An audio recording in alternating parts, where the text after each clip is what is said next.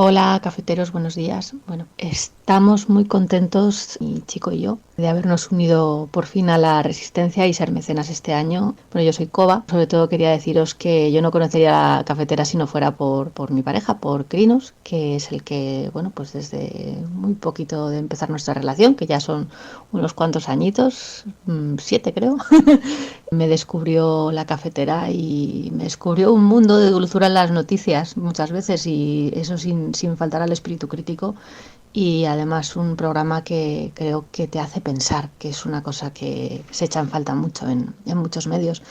Así que bueno, quería daros las gracias por seguir existiendo, así que queríamos apoyaros un poquito con haciéndonos mecenas, con nuestra aportación, y sobre todo pues daros las gracias a vosotros y a él por descubrirme este mundo tan estupendo. Y un abrazo a toda la comunidad cafetera, y gracias, Fernando, por todo el esfuerzo, tantos años, casi 10 ya.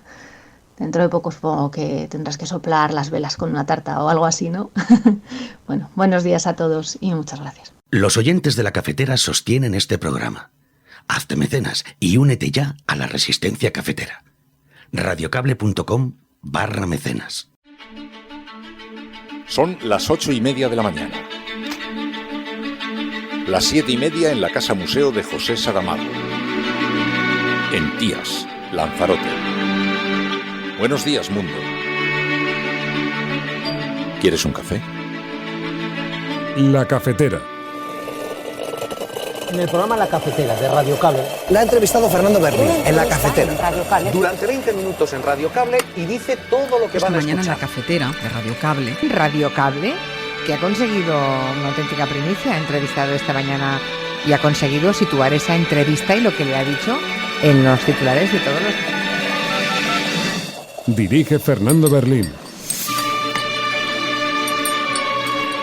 Que tuviera cuidado, porque con las cosas que había dicho, que yo le oí la grabación del programa de Fernando Berlín, que lo...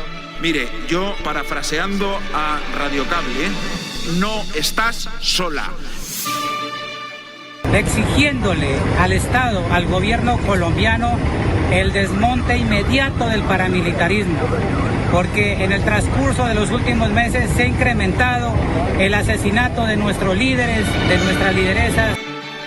no debemos de dejar solo al pueblo hermano del Perú.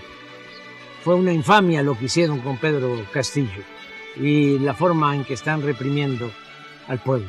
Hay que suscribir conjuntamente un comunicado para exigir que cese la represión. España está firmemente comprometida con la paz. Nosotros queremos la paz y entendemos que la mejor manera de apostar por la paz es el envío coordinado de material defensivo. Nos hemos puesto ya en contacto con la industria porque efectivamente hay una serie de Leopards que están en Zaragoza, de los 2AE, que vamos a ver, en función de los que están allí, que llevan en desuso mucho tiempo, cuáles de ellos podría la industria ponerlos en el adecuado estado de funcionamiento. We are here to announce that last night, the Justice Department dismantled an international ransomware network responsible for extorting and attempting to extort hundreds of millions of dollars from victims in the United States and around the world. Les puedo anunciar que la Agencia Digital de Andalucía, ADA, tiene lista una estrategia específica para convertir precisamente a la industria del videojuego en un pilar económico muy relevante.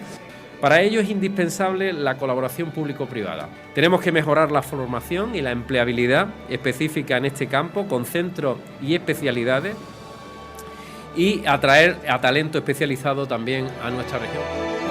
Tenemos que demostrar ahora que es posible intervenir el mercado de los alimentos para asegurar que todo el mundo tiene acceso a una alimentación saludable y a una alimentación asequible. Además, nos estamos enfrentando a un problema que no tiene tanto que ver con la inflación como con la especulación. Si vemos cómo un potito que hace unas semanas costaba 0,90 céntimos, ahora cuesta 2 euros, no estamos solo ante un problema de inflación, estamos también ante un problema de especulación. Y frenar a los especuladores es uno de los principales objetivos que tiene este gobierno, y creo que frente a eso toca mano dura y toca medidas contundentes. es un problema de toda la sociedad europea y debemos de actuar de forma unida y sabiendo que hay latente un problema, que hay personas que matan en nombre de un Dios o en nombre de una religión, y sin embargo nosotros, desde hace muchos siglos, no verá usted a un católico o a un cristiano matar en nombre de su religión o de sus creencias, ¿no? Y hay otros pueblos que tienen algunos ciudadanos que sí lo hacen.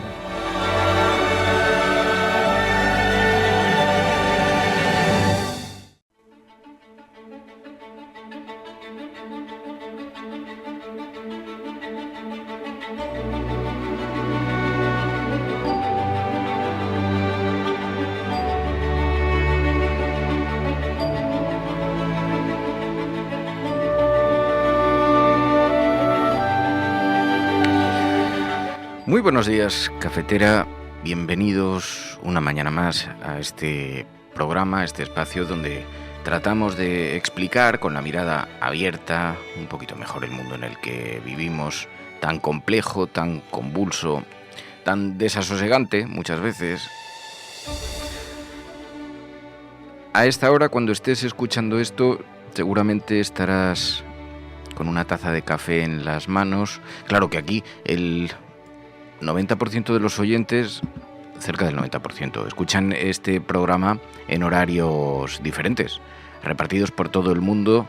En nuestra resistencia cafetera hay quien escucha un ratito del programa sentados en la cama cuando termina el día, en otros casos gente cuando antes de irse a trabajar, a otros les acompañamos, somos compañeros de trabajo en vuestras profesiones liberadas, de autónomos sentados, a lo mejor frente a un ordenador haciendo diseño gráfico o informática. Hay muchísimos informáticos y diseñadores gráficos entre los oyentes. Bueno, Café de Puchero en esta mañana. Los viernes ya sabéis que hay algunos contenidos que están grabados el día anterior, el jueves por la tarde. A las 7 de la tarde los jueves jugamos y grabamos en compañía de la audiencia de la cafetera. Si nunca os habéis pasado, pasaros, porque pasamos un rato muy agradable. Ayer estuvimos jugando a la Among Us y pasamos un rato muy divertido, porque además jugamos todos contra todos. En un grupo de oyentes, las partidas son abiertas, se puede incorporar quien quiera y pasamos un buen rato y aprovechamos para grabar secciones también y demás. Porque los viernes, ya sabéis, tengo que ir a televisión. Soy el enviado especial de los oyentes de este programa a los programas de televisión. Y con esa premisa además me siento mucho más cómodo cuando estoy allí sentado. Así que a esta hora, cuando estés escuchando esto, seguramente me estoy retando con alguien con un sable en los oscuros callejones de la corte y de los bajos fondos del periodismo. Así que, y si no, de todas maneras, si lo estás escuchando por la noche y no tienes un café en las manos, este programa te va a servir de compañía igualmente. Porque cuando preparamos un café de puchero lo preparamos con mimo, con cariño y con muchos contenidos interesantes. Y ya veréis la que tenemos preparada para vosotros en esta mañana. Hoy en Plata o Plomo vamos a conversar con Ana Pastor, con el corresponsal de guerra Marc Marginedas. No sé si recordaréis aquellos sucesos hace ya 9 años. Estuvo secuestrado en Siria durante cerca de 6 meses por el Estado Islámico. Ahora su historia ha quedado recogida en un documental, Regreso a Raqqa.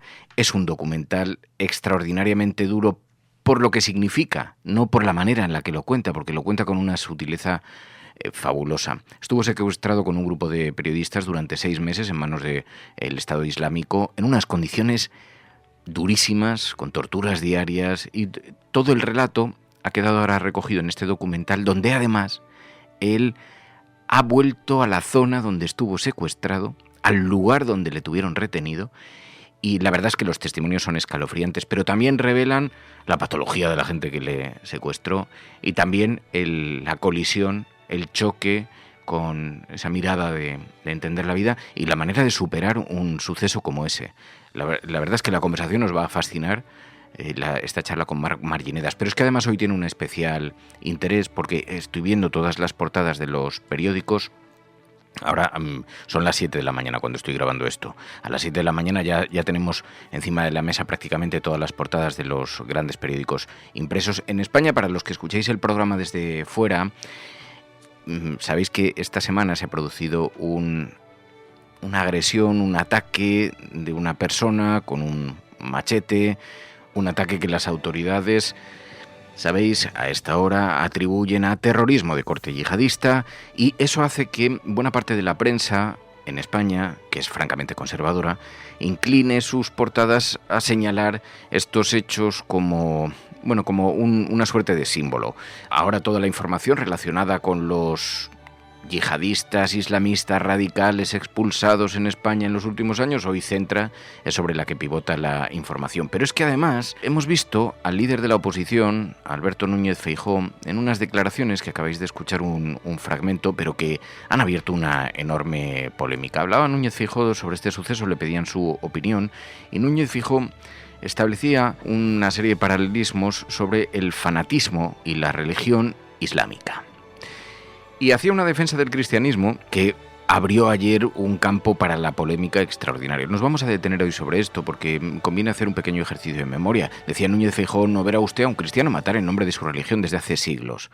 Poca memoria tiene el señor Feijóo, el líder de la oposición, pero además establecer en estos términos el debate, además de peligroso, es completamente equivocado. No se trata de religiones, no se trata de colisión entre confesiones religiosas ni entre civilizaciones. Se trata de la utilización que hacen las mentes más perversas, de la invocación que hacen a Dios las mentes más perversas, y tenemos casos y ejemplos de lo más numeroso en todas las direcciones que busquemos, desde el supremacismo blanco, también el yihadismo y también todo tipo de recursos a los que acuden quienes tratan de justificar actos violentos. Pero no es cierto que no existan estos casos. De eso vamos a hablar aquí en la cafetera, y vamos a repasar también las portadas, vamos a ver dónde centran el debate, escuchando otros capítulos de la actualidad que nos resultan interesantes, porque a estas alturas, con los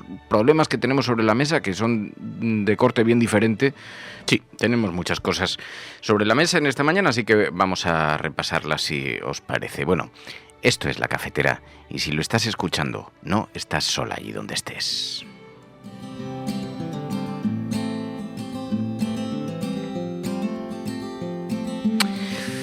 En el viernes para el entretenimiento, recordad que luego vamos a hablar sobre este documental, Regreso a Raqqa. También vamos a hablar de videojuegos para jugar con hijos.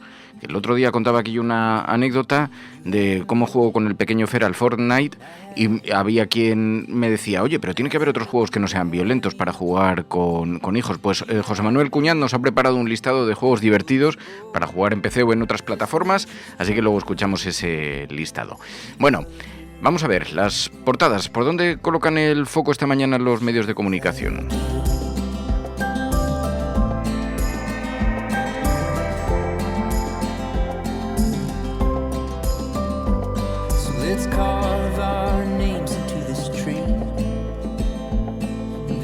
La prensa ya os digo que casi toda centra como primer tema, como tema destacado, los rasgos, el carácter del atacante de Algeciras. Según el periódico El País, consumía mucha droga, la dejó, se puso a rezar. El joven que mató a un sacristán con un machete tenía un comportamiento extraño desde hace 2 meses, dice el diario El País, mientras que el Ministerio del Interior cree que el agresor no responde al perfil de yihadista, porque claro, ahora todas las informaciones y todas las aproximaciones se están haciendo desde este ángulo. Ya veremos a ver qué es lo que nos dice la investigación posteriormente. Pero mientras tanto, la polémica: Feijóo, no verá usted a un católico matar en nombre de la religión. Estas palabras han provocado mucho debate, que ha tenido que matizarlas el propio líder de la oposición. Fijaos. ¿Cuál es la situación actual? Yo no tengo ninguna información. Yo leo lo que ustedes publican. ¿El gobierno me da información? Ninguna. ¿Qué creo que debería de darla? Por supuesto. Dice: oye, la información que tenemos es esta. Yo ayer hablé con el presidente de la Junta de Andalucía, porque es el representante ordinario del Estado, y me dio la información que tenía. Pero ni el ministro del Interior ni el presidente del Gobierno, al Partido Popular, a este momento, por lo menos en el momento que yo empecé a hablar, no tenían ninguna información. Yo no voy a tratar de echar leña al fuego, sino lo que pido es tener información, y lo que pido es tener un análisis completo de los hechos, y por supuesto lamentar este tipo de actuaciones en nombre de una religión, ¿no? Y el islamismo, el terrorismo islámico es un problema. es un problema de toda la sociedad europea y debemos de actuar de forma unida y sabiendo que hay latente un problema, que hay personas que matan en nombre de un Dios o en nombre de una religión, y sin embargo nosotros, desde hace muchos siglos, no verá usted a un católico o a un cristiano matar en nombre de su religión o de sus creencias, ¿no? Y hay otros pueblos que tienen algunos ciudadanos que sí lo hacen. Bueno, además de la absoluta ignorancia que manifiesta el señor Feijóo defendiendo ese postulado, es muy peligroso establecer esas relaciones, esas dinámicas sobre la religión. Sí, el yihadismo es un problema para las sociedades. La primera, para la sociedad musulmana. Hay en torno a 1.500 millones de musulmanes en el mundo. 1.500 millones de musulmanes. Y porcentualmente aquellos que abogan por la violencia son muy pocos. Muy pocos. Se pueden contar prácticamente con los dedos de la mano. Pero en todo caso el debate es absurdo, porque matar en nombre de la religión no convierte a la religión en culpable. Lo debería saber Feijóo. Y lo saben miles de votantes del Partido Popular que seguramente profesan la religión musulmana. Pero además es que si a poco que hagamos una mínima búsqueda, no ya que tenga un poco de cultura general, a poco que hagamos una mínima búsqueda, pues podía haberse dado cuenta de que Bush invocaba a Dios no solamente durante la invasión de Irak, sino constantemente. Tanto es así que señalaba que en el eje del mal convivían los demonios y describía a los terroristas del grupo de Osama Bin Laden así. A Saddam le llamó demonio públicamente. E incluso atribuía a Dios haber dejado el alcohol. Si nos vamos a Bolivia, nos encontramos con Janine Áñez, la autoproclamada presidenta interina de Bolivia durante el golpe de Estado, con la Biblia en la mano gritando «La Biblia vuelve al palacio», en un golpe de Estado que conllevó decenas de muertos. Si nos vamos a la isla de Utoya, nos encontramos con un tiroteo que arrasó la vida de decenas de personas. Pero si nos vamos a Nueva Zelanda, 50 personas muertas por el supremacismo blanco en un ataque a una mezquita. Si nos vamos a New Jersey, 6 personas muertas en un supermercado kosher. Si nos vamos a Texas, al Paso, otras 22 personas muertas, decenas heridas también por el supremacismo blanco. Si nos vamos a Alemania, a Halle, nos encontramos también con tiroteos en una sinagoga. El supremacismo blanco y la invocación al Dios cristiano nos lo encontramos también en numerosos actos. Pero es que la religión no está detrás. Que alguien la invoque no significa que la religión o una religión sea la culpable de empujar a nadie a cometer actos violentos. E insisto que los primeros afectados por el yihadismo son los propios musulmanes. Hoy de esto, precisamente de la mirada fanática, vamos a hablar aquí con Marc Marginedas. Porque, como recuerda el propio Marc Marginedas, en la Fática, la primera sura del Islam, en el Corán, se habla de la Rahma, Dios el más clemente, el más misericordioso. Dice el propio Marc Marginedas, dice, caer en manos del Estado Islámico era como caer en manos del Ku Klux Klan y que te estén explicando la Biblia católica. Pues lo mismo, una cosa es la interpretación que hagan unos y otra muy diferente. Pero es igual, claro, hubo tal polémica ayer que no le quedó más remedio a Núñez Feijóo que tratar de matizar sus palabras sobre el fanatismo. Pero claro, el matiz no sirvió de nada, porque en realidad en el matiz vuelve a insistir con más de lo mismo. Mire, el que quiera montar una polémica es libre de hacerlo. Nuestro interés y mi interés es lo contrario. Es evidente que lo que ha ocurrido no tiene que ver con las religiones. No se puede criminalizar ninguna religión. Una cosa es el fanatismo y otra cosa es la religión. Y creo yo, dicho esto, que todos coincidiremos en que con carácter general no hay un problema de terrorismo católico en el mundo. Depende. Sin embargo, sí hay un problema de integrismo islámico en algunos lugares del mundo, también en los países islámicos. Y esto no solamente es un problema de España. Nos acordamos muy bien de lo que ha ocurrido en los trenes de Atocha, o lo que ha ocurrido en las Ramblas de Barcelona, o lo que ocurrió en París y en otras capitales europeas. Por tanto, esto no es un problema. Claro, en la invocación está la trampa, porque dicen, no existe un problema de terrorismo católico, entonces no debiera de existir un problema de terrorismo musulmán. los viejos fantasmas que empujan a la derecha siempre a ganar ese marco, porque ya se ha aprovechado el periódico El Mundo para hablar precisamente sobre cómo se neutraliza los islamistas radicales. Desde el 2M dice, más de 300 han sido condenados, el yihadista insultaba por la calle a las mujeres, exaltaba el Estado Islámico, el atacante llegó a España de forma ilegal desde Marruecos, tras ser expulsado de Gibraltar, se radicalizó en pocos meses y se pone en evidencia también que su entrada en España se produjo de manera ilegal. Bueno, en la portada del ABC, 3/4 de lo mismo, seducción por este asunto, puede terminar resultando siendo solamente un problema de desórdenes mentales, aunque seguramente ya tiene mucho de eso, pero en un suceso más bien relacionado con la casuística policial que con el yihadismo islámico, con un problema de colisión de civilizaciones. Pero de momento hoy ocupa la atención porque seduce mucho toda esta teoría en la prensa conservadora en España. La familia del yihadista asesino de Algeciras, ¿quién le ha metido estas ideas en la cabeza? Horas después de que su pariente matara al sacristán, mostraban su incredulidad por lo sucedido porque el detenido había tenido antecedentes psiquiátricos, pero ahora estaba estabilizado. Vaya, empezamos a encontrar en las portadas de los periódicos alguna cosa que nos lleva un poquito más lejos de la cuestión del fanatismo religioso.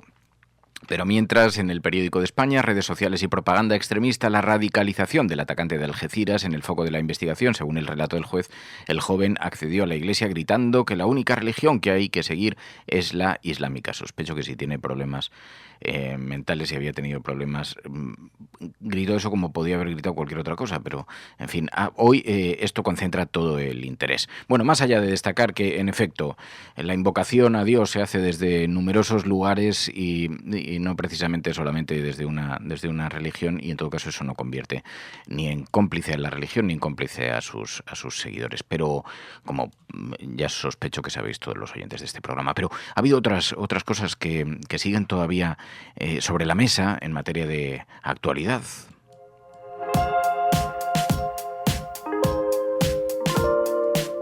A cuenta del envío de armas a Rusia, a cuenta del envío de tanques, el gobierno de España citaba cómo será ahora el proceso. Hay un poco algunas dudas. Nosotros hemos estado conversando con algunos expertos que nos dicen, hombre, lo que da la impresión es de que vamos a enviar más chatarra que armamento en buen estado. Fijaos cómo será que la propia Margarita Robles, en este discurso además ambivalente, decía apostar por la paz es enviar tanques, y dejando este capítulo surrealista de la retórica de Margarita Robles a un lado, reconocía que ahora hay que revisar el material que se va a enviar porque no está en condiciones. España está firmemente comprometida con la paz. Nosotros queremos la paz y entendemos que la mejor manera de apostar por la paz es el envío coordinado de material defensivo. Bueno, no está mal que para apostar por la paz enviemos tanques averiados, aunque no se reconoce explícitamente porque lo que dicen es que van a tener que entrar en contacto con las industrias para ver qué tanques se pueden reparar, porque son aquellos que teníamos parados, guardados en los garajes. Nos hemos puesto ya en contacto con la industria porque efectivamente hay una serie de Leopards que están en Zaragoza, de los 2AE, que vamos a ver, en función de los que están allí, que llevan en desuso mucho tiempo, cuáles de ellos podría la industria ponerlos en el adecuado estado de funcionamiento para que, totalmente coordinados con nuestros aliados, podamos planificar esa entrega. La idea que hay es que la entrega por cada país sea conjunta, es decir, que no sea individualizada por cada país. Así que esto observado ahora, veremos a ver cómo se hace esa entrega. Según el ABC, Estados Unidos se abre a negociar con Ucrania el envío de cazabombarderos. La victoria diplomática con los Leopard y con los Abrams es insuficiente para Zelensky. Ahora pide aviación, dice el periódico ABC. ¿Os acordáis que ayer lo contábamos aquí en el programa como el expresidente de Ucrania defendía durante una entrevista la necesidad de contar ahora ya con jets militares para poder hacer frente a la Fuerza Aérea rusa?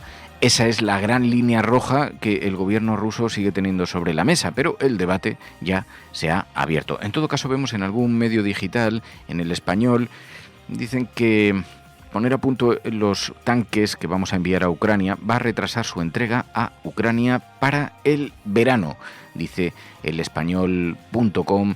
Esta mañana, fuentes consultadas por ese diario advierten de que las labores de renovación integral que precisan los carros de combate no concluirían antes de verano. En todo caso, es una entrega coordinada, como decía la ministra, con otros países, y se suma a la escalada que estamos viviendo en este conflicto y que nadie puede predecir muy bien qué consecuencias va a tener, pero nos encontramos con la posición del gobierno español entregada en manos de los aliados como la Unión Europea y la OTAN. Bueno, otras noticias que también esta mañana merecen que nos detengamos. Ha habido una operación policial importantísima en Estados Unidos, conducida por el Departamento de Justicia, contra un grupo de hackers, una operación global, una operación internacional, que era presentada ayer con mucha solemnidad. We are here to announce that last night the Justice Department dismantled an international ransomware network responsible for extorting and attempting to extort hundreds of millions of dollars from victims in the United States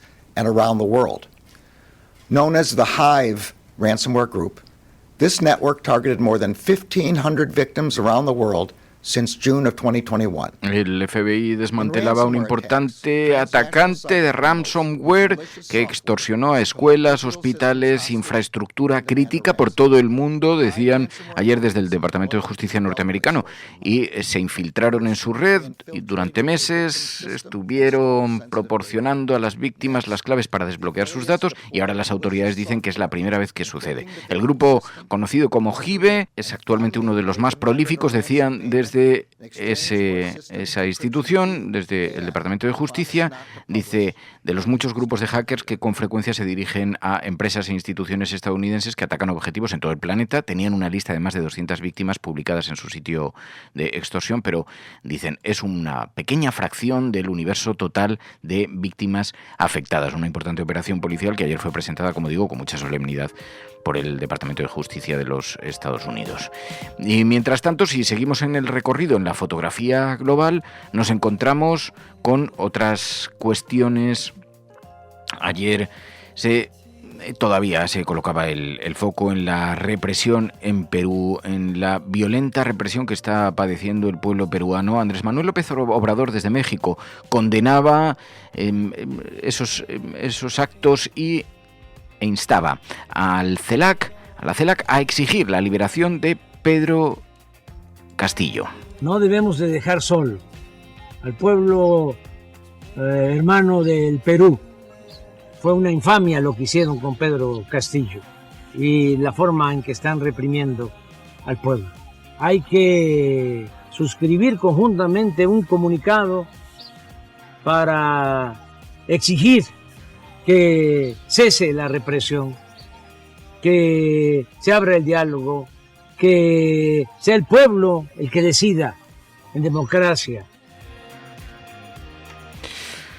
Así que sí, las protestas en Perú que siguen dejándonos unas imágenes dramáticas y esta llamada del presidente mexicano condenando la represión y pidiendo la vuelta de Pedro Castillo y la libertad de Pedro Castillo. Bueno, pues fijaos, si seguimos también haciendo un viaje por Latinoamérica, nos encontramos con una importante movilización de campesinos colombianos que están exigiendo al gobierno que desmonte el paramilitarismo. Exigiéndole al Estado, al gobierno colombiano, el desmonte inmediato del paramilitarismo, porque en el transcurso de los últimos meses se ha incrementado el asesinato de nuestros líderes, de nuestras lideresas, el desplazamiento masivo de toda nuestra gente a nivel nacional. Entonces, por eso le decimos al gobierno nacional que desmonte el genocidio, que pare ya el genocidio, porque nos ha costado muchas vidas, muchos desplazamientos, y nosotros propendemos por la permanencia en nuestros territorios. Los campesinos que piden que los paramilitares desaparezcan de su territorio. Los paramilitares en Colombia, sabéis que son estos grupos armados no gubernamentales que actúan en el país, supuestamente con el objetivo de controlar territorios y recursos, pero que a menudo tienen la colaboración o directamente el apoyo de las fuerzas militares y de seguridad del Estado. Los grupos son responsables de violaciones de derechos humanos como asesinatos, desplazamientos forzados, extorsiones, tráfico de drogas.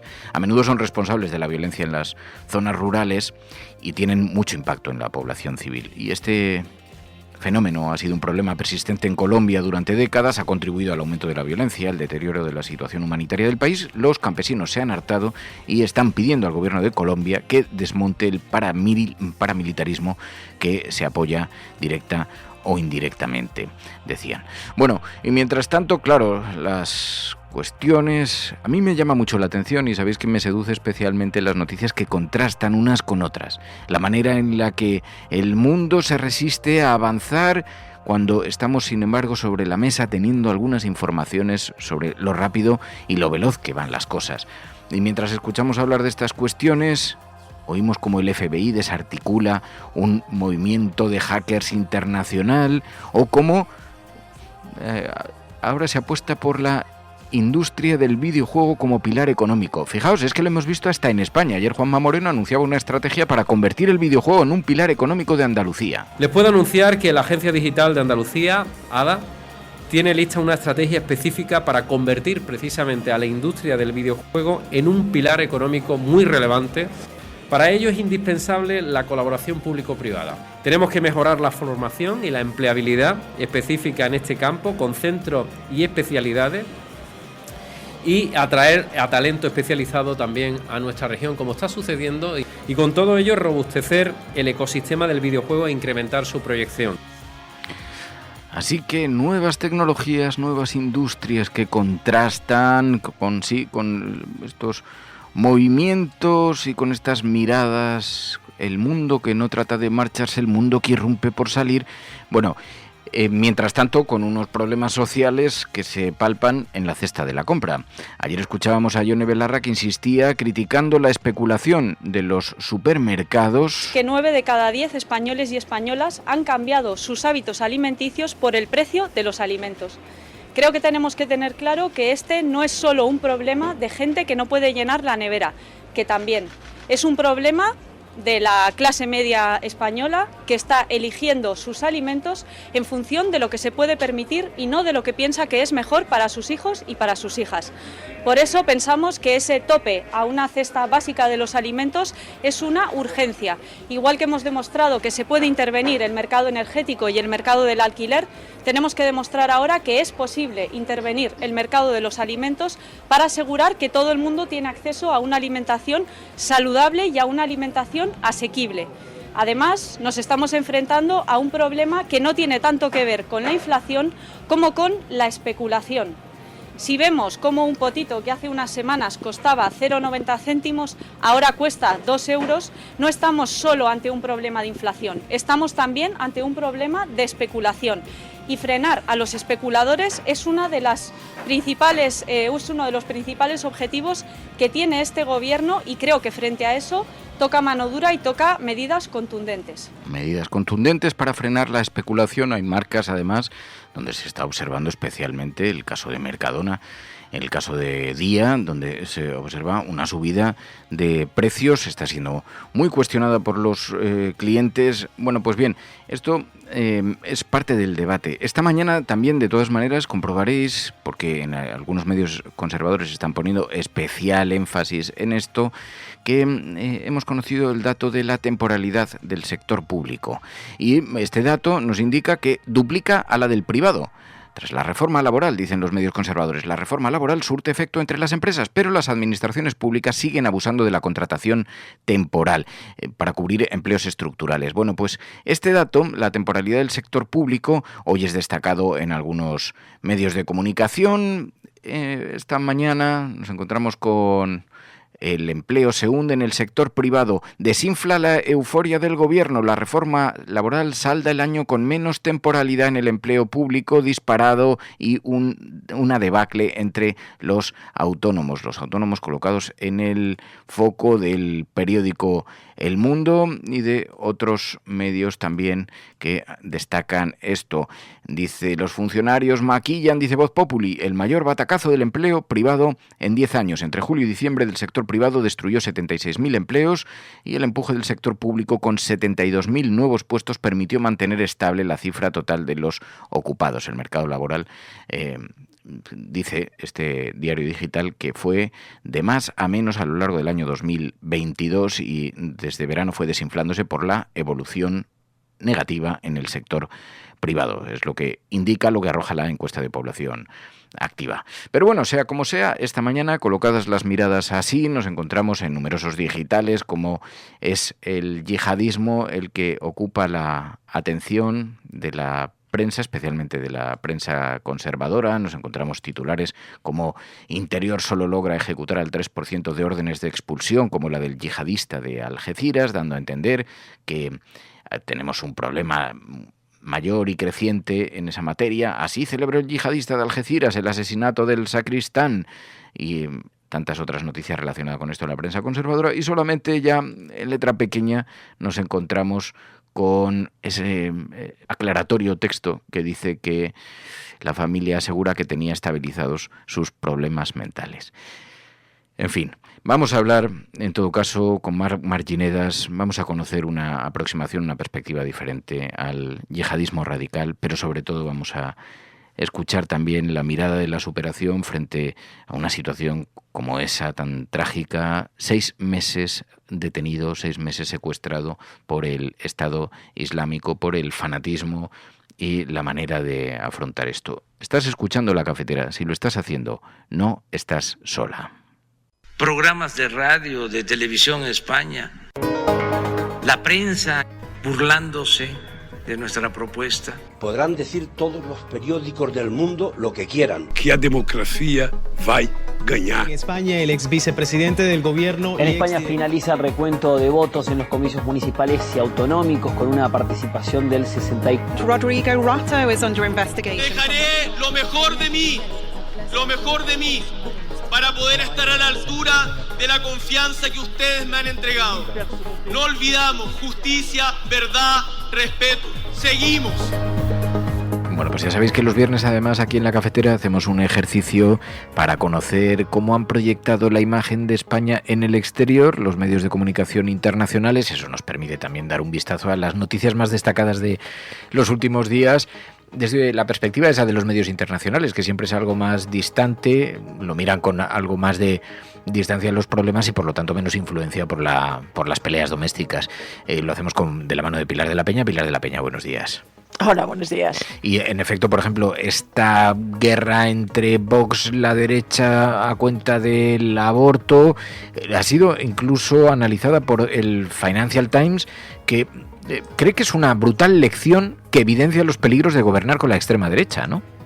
Sí, la verdad es que es sorprendentemente contundente el artículo del Financial Times, que es el Financial Times, que no es ningún medio pequeño de izquierdas o socialcomunistas, nada menos que el Financial Times, que incluso titula el artículo una bomba de relojería, ¿no? Y considera eso, que lo vivido en concreto en Castilla y León, este plan antiabortista impulsado por el vicepresidente de la Junta de Vox, ¿no? Y desde el punto de vista de intentar poner en duda un consenso tan establecido en la política y en la sociedad española como es el derecho al aborto, pues lo considera que es una evidencia realmente del peligro que implica traer a los gobiernos a ultraconservadores y a extremistas de derecha, ¿no? Que además utiliza estas mismas palabras. Habla de tajante advertencia, de lección brutal, de las consecuencias que puede suponer gobernar con un partido de extrema derecha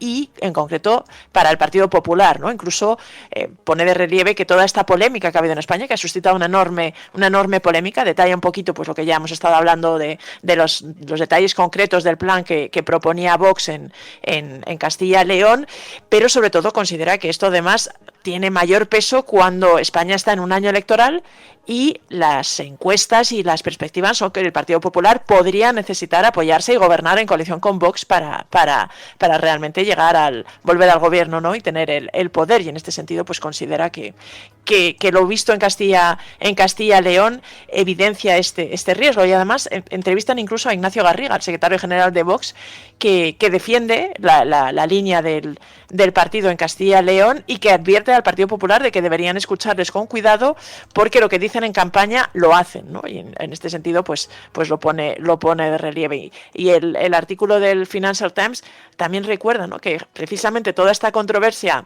tuvo lugar en un momento en el que el líder del Partido Popular, Núñez Feijóo, quería intentar atacar al gobierno con el tema de la ley del solo sí es sí, o con la reforma del Código Penal, que había eliminado el delito de sedición y rebajado las penas por malversación, y no había podido, ¿no? Se había incluso tenido que manifestar con respecto al aborto y recordar su apoyo al derecho al aborto, pero sobre todo pues había permitido cierto oxígeno para Pedro Sánchez, ¿no? Por todo ello pues alertaba de estos riesgos de tener que gobernar con Vox, y luego citaban a una analista política que advertía también de que este manual era un poco esta estrategia de Vox correspondía un poquito al manual, y era una réplica de la guerra cultural que en general la extrema derecha estaba llevando a cabo para intentar desgastar las democracias en otros muchos lugares del planeta.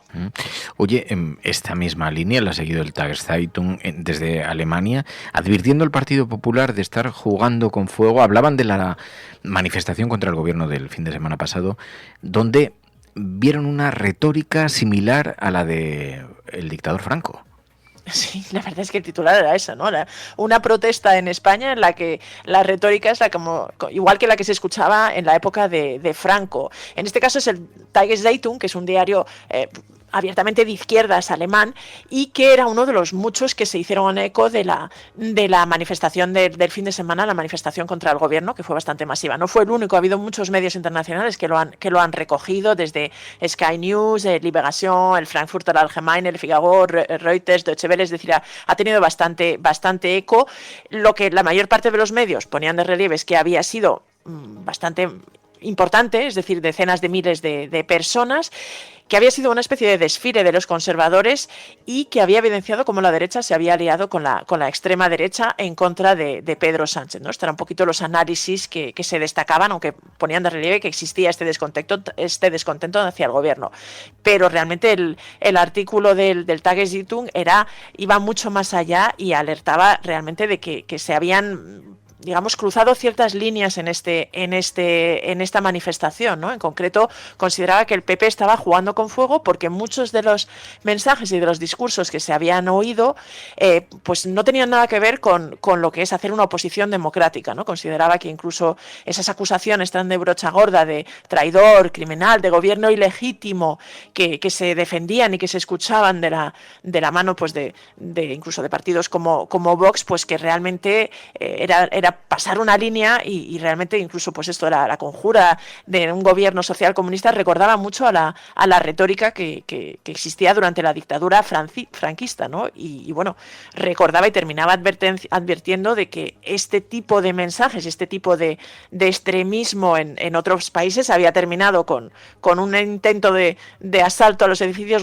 gubernamentales en Brasil y con el intento de asalto en el Capitolio en Estados Unidos, ¿no? Por lo tanto, se mostraba bastante crítico y bastante contundente con esta línea. También hemos visto como el New York Times y otros medios internacionales ponían de relieve las sospechas de que agentes rusos dirigieron a un grupo supremacista ruso para el envío de cartas bombas a España. Sí, esto fue un artículo un reportaje que dio a conocer el New York Times, que luego han recogido otros muchos medios de comunicación en todo el globo, desde la CNN al Frankfurter Rundschau, el The Times en el Reino Unido, Liberación en Francia, incluso The Moscow Times o The Politico, en fin, Al Jazeera también se hacía eco de ello. Es verdad que fue pocos días antes de esta detención de un individuo en Valladolid, de un septuagenario que parece que ha tenido algo que ver, pero era una de las líneas que se insistía y se defendía o se barajaba en al menos lo que decía el New York Times en la inteligencia y en las altas esferas tanto de Europa como de Estados Unidos, ¿no? Que había habido algún tipo de posible pues influencia de Rusia y de incluso de agentes de inteligencia rusa en esta campaña de envío de paquetes explosivos que había sucedido en España, ¿no? Recordaban que habían enviado pues cartas bombas a la Moncloa, al Ministerio de Defensa, a las embajadas de Ucrania y de Rusia, y luego a dos empresas, bueno, a la base de Torrejón y a una empresa fabricante de armas en Zaragoza, ¿no? Y ponían de relieve que se mantenía la investigación, no había trascendido mucho, pero citando a algunos altos funcionarios de estadounidenses y europeos que no mencionaban, o sea, que eran anónimos, ¿no? Que no daban sus nombres, señalaban que se había llegado a la conclusión de que había habido una implicación de una especie de movimiento de extrema derecha y supremacista blanco que se llamaba el Russian Imperial Movement, que tenía sede en San Petersburgo, que habría sido el que había llevado a cabo esta campaña y que además habría habido algún tipo de influencia de agentes rusos de inteligencia. El New York Times y otros medios que se hacían eco de ello decían que no estaba muy claro cómo habría habido esa influencia y hasta qué punto el Kremlin tenía conocimiento de esta campaña o de este intento, pero bueno, que estaría vinculado con una especie de advertencia hacia los países occidentales por el envío de armas a Ucrania, ¿no? Pero era algo que ponían de relieve estos altos cargos del gobierno de la inteligencia estadounidense que intentaban hacer llegar esta idea, pero es verdad que ha chocado un poquito con la realidad, ¿no? Que se ha detenido a una persona en Valladolid. Nos iremos enterando poco a poco de los detalles, pero bueno, estas eran un poco las hipótesis que barajaban en los medios internacionales. Sí, no sabemos si pertenecen a momentos, acciones diferentes o están conectadas de alguna manera, pero aquí en España todavía no se ha aclarado nada y de hecho el propio New York Times, ¿no? Destacaba eso, que aún es un poco pronto para conocer al detalle incluso esa presunta influencia de la inteligencia rusa, pero bueno, que tendría que ver también con enviar un cierto mensaje de la capacidad que tendrían pues para actuar en Europa, ¿no? Incluso en las grandes capitales. Mientras tanto, hemos visto a un medio británico preguntándose si es tarde para que España pida perdón por el fascismo, algo de lo que se habla abiertamente en el exterior y que luego nos damos cuenta los titubeos, la manera en la que aquí se utiliza esa terminología en España que todavía se hace con un cierto desdén, pero se lo preguntaban en el Reino Unido, ¿no? Sí, era en un diario digital que se llama Unheard y era en un artículo que además firmaba Giles Tremlett, que es este corresponsal británico, que fue corresponsal de The Guardian, escribió también para The Economist, que lo hemos tenido aquí alguna vez en la cafetera y que es realmente es alguien que conoce y que ha estudiado profundamente la historia de España y ha publicado varios libros, incluso sobre las brigadas internacionales y en este caso concreto pues intentaba explicar y analizar hasta qué punto la ley de memoria democrática, que destacaba que era uno de los primeros intentos de España, o más profundos al menos, para intentar pues cambiar y remodelar un poquito la forma en que se cuenta la historia del siglo XX en España, que destacaba el artículo que realmente España nunca había afrontado adecuadamente todo el legado y el pasado y la parte más oscura de su pasado, y esta ley de memoria democrática intentaba llevar más allá, pero planteaba que podría ser demasiado tarde, ¿no? Que además se estaba viendo como, a pesar de que hace ya casi 50 años de la muerte de Franco, pues el hecho de que se estuviera ahora abordando esto había colocado a España casi al borde de una nueva guerra civil sobre la historia, ¿no? Que se estaba cuestionando. Decía que pese a todo consideraba que la ley de memoria democrática tenía mucho de simbólico, de realmente de intentar pues atajar los símbolos más que realmente reparar o exigir reparación o exigir responsabilidades, entre otras cosas, porque claro, a estas alturas buena parte o prácticamente todos los responsables del franquismo pues estaban o muertos o realmente ya tan mayores que no podían afrontar ningún tipo de consecuencias, y que tenía mucho que ver con el presente, ¿no? También decía que incluía alguna indirecta en concreto a Vox y a la extrema derecha, pero bueno, básicamente la tesis era que se había perdido una oportunidad para intentar construir espacios para la reconciliación, y que tampoco pues llegaba realmente a abordar el tema de pedir perdón por el fascismo o de realmente entender o encontrar algún tipo de consenso sobre lo que sucedió en España en el siglo XX. Pues ya veis por qué a sección, a este espacio, le llamamos En la Cafetera Nos Miran, porque es la manera en la que, a través de los ojos de la prensa internacional, se explica un poquito también algunas cuestiones internas. Pilar de la Peña, gracias. Gracias a la Resistencia, siempre. Los oyentes de La Cafetera sostienen este programa. Hazte mecenas y únete ya a la Resistencia Cafetera. radiocable.com/mecenas.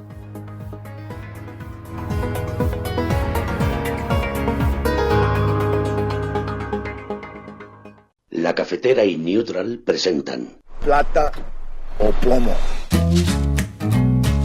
El mundo en series. En el Juego de Tronos o ganas o mueres. Con Fernando Berlín y Ana Pastor. ¿Sabes dónde estás? Es una radio pirata. De la zona neutral. Nos recuerda un poco por qué luchamos. La noche es oscura y alberga horrores. La noche es oscura y alberga horrores. Nada cambia de golpe. Si estuvieras en una bañera que se calienta poco a poco, morirías hervida sin darte cuenta. Estamos juntos. Somos un trío. Nosotros vivimos románticamente juntos. Hola, habla con Walter White. Usted dijo que estaba casi muerto, ¿vale? Dijo que moriría en cualquier momento. Éramos capaces de ser y hacer todas esas cosas porque estábamos informados por grandes hombres, hombres reverenciados.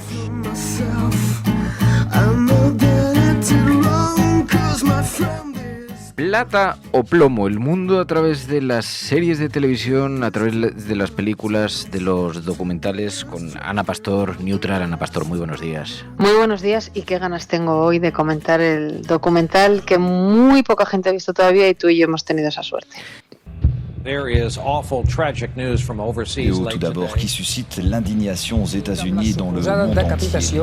D'un periodista nord-americà segrestat des de feia 2 anys. En Irak. Attention, les images qui suivent peuvent choquer. I call on my friends, family and loved ones to rise up against my real killers. Yo pensé que todos lo salvaríamos. Nunca pensé que acabaría el secuestro como acabó. My message to my beloved parents. Mira que me cuido de ver cosas que me remuevan por dentro, pero la verdad es que te agradezco mucho la sugerencia, porque hoy hablamos de un documental cuyo caso recordaréis todos, porque es el secuestro de un grupo de periodistas en Siria, con varios periodistas españoles afectados, entre ellos Marc Ginedas, Javier Espinosa, que ahora recuerdan la vivencia, y el documental pivota el caso de Marc, que incluso regresa a los escenarios donde vivió su cautiverio. Vemos a los captores, vemos a los secuestrados, varios de ellos fueron asesinados en el secuestro, vemos el contexto de una sociedad demolida y a un Marc Ginedas que tiene que sobreponerse a esta experiencia. Regreso a Raqqa. Marc Ginedas, buenos días. Hola, buenos días, ¿cómo estáis? Yo impactadísimo, mira que muchas veces hablamos con Ana, y impactadísimo por la experiencia que viviste, por la manera en la que ha quedado retratado ahora, pero claro, estuviste cerca de 6 meses secuestrado por el Estado Islámico. Has evitado hablar del tema.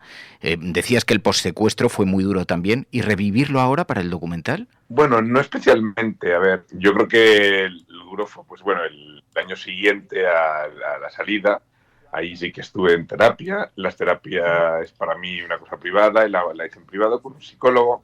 Y luego, digamos que, bueno, yo creo que tampoco, yo no me defino a mí mismo como una víctima del terrorismo, ¿no? Porque, bueno, no soy Miguel Ángel Blanco, no soy un concejal en el País Vasco que ha sido secuestrado por ETA, que se ha sacado de su vida, sino que yo creo que es más bien, lo mío es un accidente laboral, ¿no? Un accidente laboral que puede resultar traumático, pero que, bueno, pero que al fin y al cabo es algo que entra de lo posible, ¿no? Yo podría estar, pues, más o menos preparado psicológicamente para esto.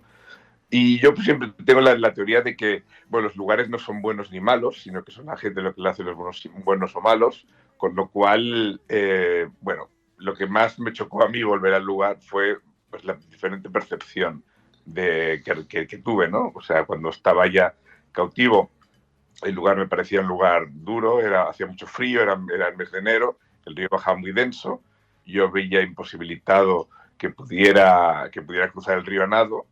Y en cambio cuando lo visité en mayo, era el mes de mayo, hacía muchísimo calor y verdaderamente lo único que quería era meterme en el agua, ¿no? y nadar. Yo quiero contar varias cosas. Una, estamos hablando de Siria, estamos hablando de hace 9 años, el Estado Islámico era quien malgobernaba y aplastaba parte de Siria, y estamos hablando de Mar Ginedas, que es un tipo hiper humilde, que hace mucha distancia de algo tan duro como vivió, pero quiero destacar que es uno de los mejores periodistas que tiene nuestro país y diría que uno de los mejores periodistas que hay ahora mismo en activo. Tiene una mezcla maravillosa de una dureza de haber sobrevivido no solo a una experiencia tan traumática, como dice él, de varios meses de secuestro con torturas, como cuenta el documental, sino ha sido corresponsal en un sitio tan difícil que ahora todos imaginamos como es Rusia. Y quiero añadir una tercera cosa, como no me va a poder replicar y así me puedo desahogar, que además es un fantástico compañero que cuando cualquier persona de la profesión le pide ayuda lo hace. Y una vez que he dicho esto y ya le he sonrojado y no va a poder replicar, quiero decir que el documental, Marc, aparte de conmovedor, cómo cuenta tu familia, en concreto tu hermana, una de tus hermanas, cómo fue viviendo el minuto a minuto, a pesar de que vivas en una familia en la que saben que eres un corresponsal y que te la juegas, como tú decías, y un poco el viaje emocional de la vuelta a la misma casa en la que estuvieron y esas sensaciones que tú vas recobrando, ¿no? Pero me gusta cómo habéis compuesto los directores Soler y Cuevas todo lo que te rodeaba a ti, la gente que estuvo secuestrada contigo, la gente que lo vivió en el periódico preocupada por ti, todos los que te queremos que tampoco sabíamos muy bien qué estaba pasando, y creo que se ha hecho una fotografía como muy completa, ¿no?, de aquellos meses. Sí, la verdad es que sí. Es una fotografía además en la cual pues con mucho detalle, con mucho mimo, hubo varias entrevistas. Además, bueno, un poco las intervenciones que yo hago son intervenciones, o sea, lo que hicieron fue hacer una primera entrevista con la cual ellos sacaron las frases que les interesaba más de aquella entrevista, un poco como puede hablar un director con un protagonista de una película suya, ¿no? Para que quedara, digamos, lo más natural posible, ¿no? Yo no soy una persona que esté acostumbrada al audiovisual, a diferencia de mi hermana, por ejemplo, que tiene un talento natural. Entonces, pues bueno, digamos que a partir de esa primera entrevista se sacaron las frases de lo que fue el secuestro y las frases mías más digamos que más les impactaron, ¿no? Por ejemplo, esa frase famosa de que había hecho las patas con la idea de morir, o que, bueno, pues que pensaba que aquello era tan gordo que pensamos que todos saldríamos, pues bueno, hubo que trabajarlo mucho, ¿no? Con lo cual hubo también, ya te digo, ha sido un rodaje muy difícil, en el cual yo estaba en Moscú y ha habido muchos retakes, muchas nuevas sesiones, hemos hecho retakes incluso hasta en Miami, cuando fuimos a visitar a los padres de Steven. Y bueno, yo sobre todo lo que estoy muy contento es de que bueno, pues de que además ofrece un aspecto nuevo, ¿no? Porque yo pienso que cuando hablas del cautiverio, del secuestro, se habla sobre todo de la figura de James Foley, ¿no? Pero la de los siguientes ejecutados son, digamos, o sea, la figura de James Foley, que es un periodista, donde, pues un poco lo que hace es, pues bueno, se queda ahí, ¿no? Pero ahí también hay grandes periodistas que acabaron muriendo, como fue, por ejemplo, mi gran amigo Steven Sotloff, que era una persona increíble, que hablaba muy bien árabe, que tenía una gran valentía porque era de confesión judía y estaba trabajando en un país musulmán. Refleja muy bien, pues eso, lo que vio sufrir él, ¿no? Porque, a ver, al fin y al cabo James fue asesinado, pero Steven vio cómo James era asesinado y fue presentado en cámara para ser el siguiente asesinado. Y él sabía lo que iba a pasar, ¿no? Y sobre todo refleja muchísimo la grandísima valentía de Steven, que era para mí la persona con diferencia la más valiente de todos, ¿no? Pese a que era un ciudadano americano, estadounidense, lo que hacía que le hiciera que fuera especialmente un objetivo de los secuestradores y que era de confesión judía, lo cual lo hacía más odiado si cabe. Hablas de tus captores, en el documental se ve el carácter enormemente cruel de algunos de ellos. Me ha llamado la atención que mantienes un equilibrio extraordinario también de respeto sobre el resto de musulmanes, el resto del mundo musulmán que padecen también el terrorismo. De alguna forma podías haber caído en la tentación de hacer una enmienda total civilizatoria. Otros con muchas menos experiencias lo hacen, pero de alguna manera hay un foco colocado sobre la enorme crueldad casi patológica de aquellas personas, ¿no? Es que yo creo que fundamentalmente la crueldad no emana de la religión islámica, ¿no? En la religión islámica, una de las primeras palabras, en la Fátiha, que es la primera sura del Corán, se habla de la Rahma, Dios el más clemente, el más misericordioso. Entonces, o sea, es decir, si esas personas ni siquiera, pues bueno, pues eran capaces de ejecutar a un inocente, ¿dónde estaba su clemencia, no? O sea, ahí digamos que uno de los primeros mandatos o los primeros preceptos de su religión se la estaban envainando, ¿no? Yo, para mí, a la hora de... O sea, yo recuerdo, por ejemplo, las palabras de John Candley, que era el rehén que acabó haciendo digamos, crónicas para propagandísticas, se convirtió en propagandista de Estado Islámico y luego se le perdió la pista. Me dijo cuando estaba en cautiverio y cuando nos daban esas lecciones tan largas de religión islámica, ¿no? Que aprender el Islam con esta gente era como para un cristiano aprender la religión cristiana con el Ku Klux Klan, ¿no? O sea, era un poco así. Y entonces pues me pareció digamos, una comparación bastante correcta, ¿no? Luego, aparte, yo creo que ahí, si uno ve la simbología de Estado Islámico, pues bueno, pues había un carácter evidentemente supremacista, los musulmanes eran superiores a los demás, eso está claro. Yo recuerdo, por ejemplo, cuando me entregó Jihadi John, al que llamamos Jihadi John, que tal vez nosotros lo llamamos George, cuando me entregó a la milicia que me llevó a la frontera, él me dio la última oportunidad yo soy cristiano, yo me considero creyente, pero él me decía que yo no iría al cielo porque no me había convertido al Islam y me daba la última oportunidad de convertirme al Islam, ¿no? Yo le dije, pues, o sea, no dije nada, ¿no? Pero él me decía que, o sea, llegaron a inventarse por completo la religión musulmana, porque la religión musulmana, una de las cosas más importantes que plantean es el respeto a las otras religiones monoteístas, ¿no? Entonces, bueno, sobre todo yo veo a esta gente pues como unos psicópatas y como unos ejecutores, más que, digamos, como unos perpetradores. Claro, el carácter de ellos queda revelado en el documental. La experiencia fue extraordinariamente dura, sometidos a torturas durante meses, claro, cerca de 6 meses, y luego con el asesinato de varios de vuestros compañeros. Pero hacéis un retrato que a mí me parece muy significativo, porque como lo has vivido en primera persona, el viaje humano que hace cada uno de los secuestrados, ¿no? Desde las esperanzas, las expectativas, al final un momento en el que ya pierdes las esperanzas de ser liberado, un viaje también interior que debe ser extraordinariamente duro. Exactamente. Yo no puedo imaginar lo que debió ser los meses, o sea, yo fui liberado en el mes de marzo y digamos, las ejecuciones empezaron en verano, que yo recuerdo, ¿no? Pues yo no me puedo imaginar cómo debió de ser los últimos meses, ¿no? Porque evidentemente había dos países, Estados Unidos y Gran Bretaña, que eran especialmente odiados. También había con nosotros un cautivo ruso, que de hecho su ejecución nunca llegó a trascender. Lo ejecutaron poco después de que me liberaran a mí, y era un poco una señal de los secuestradores que quieren decir a todos: estamos dispuestos a liberar a una persona como me liberaron a mí y luego también a ejecutar. Era un cautivo ruso y para ellos, pues para los secuestradores no tenía ningún valor, con lo cual la ejecución además fue con un tiro en la cabeza, ¿no? Entonces, bueno, yo no puedo imaginar lo que debió de ser esas semanas, ¿no? Yo de todas maneras, yo siempre pensé que nos acabaríamos saliendo todos, ¿no? Porque pensé que si unos países empezaran a salir, la presión que existiría sobre aquellos países que tienen políticas complicadas respecto a la gestión de los secuestros, la presión acabaría cambiando y acabaría forzándoles a una solución, ¿no? Pero eso no fue así. Es muy impactante oírle ahora contarlo después de tantos años, pero claro, el documental se para y no se recrea, que creo que es otra de las virtudes en el tema de las torturas.